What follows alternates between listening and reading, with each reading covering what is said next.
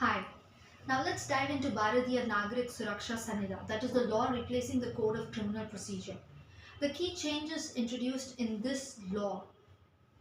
One significant provision is for under trial prisoners, allowing for them to get bail after serving one third of their maximum sentence, except for cases where life imprisonment is awarded or there are multiple charges, making it harder for attaining bail, and that is making it harder for them to qualify for mandatory bail. So only prisoners, under trial prisoners who have served one third of their maximum sentence, that is first time offenders who had served one third of their maximum sentence, qualify for bail as per this provision. Now let's go to the next change, the next major changes. The forensics investigation is now mandatory for offences amounting to up to 7 years of imprisonment.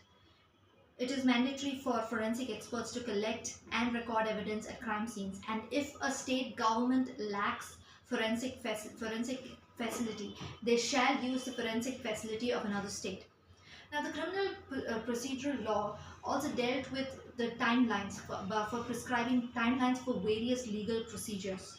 Now, there's been changes in these timelines, in the time frame within when these procedures must be finished with.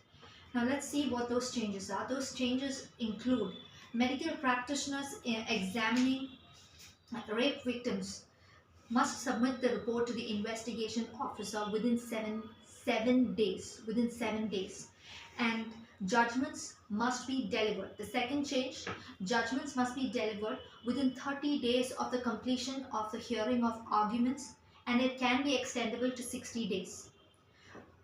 Third change, victims must be informed about the progress of investigation within 90 days. Some sessions court are required to frame charges within 60 days from the first hearing of such charges.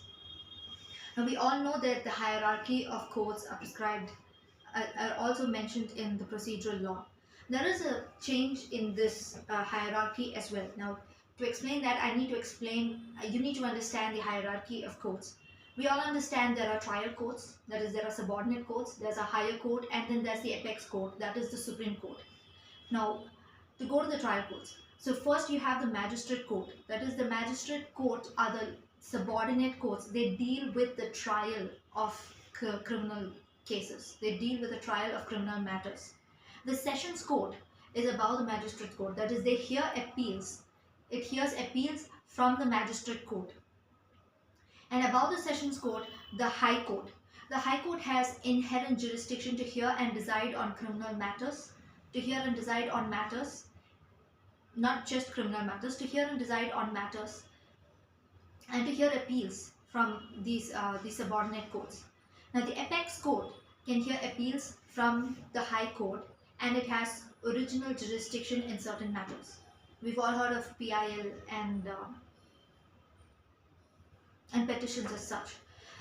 Now, the significant change introduced here is that, as per the Code of Criminal Procedure, a state government has the authority to appoint a metropolitan magistrate in a city or town where the population exceeds 1 million. The new bill has omitted this legislation. That is, a state government no longer has the authority. There is no provision prescribing that a state government can appoint a metropolitan magistrate. So we no longer have metropolitan magistrates. So these are the significant changes that's been introduced in the procedural law in the Code of Criminal Procedure. Thank you for watching.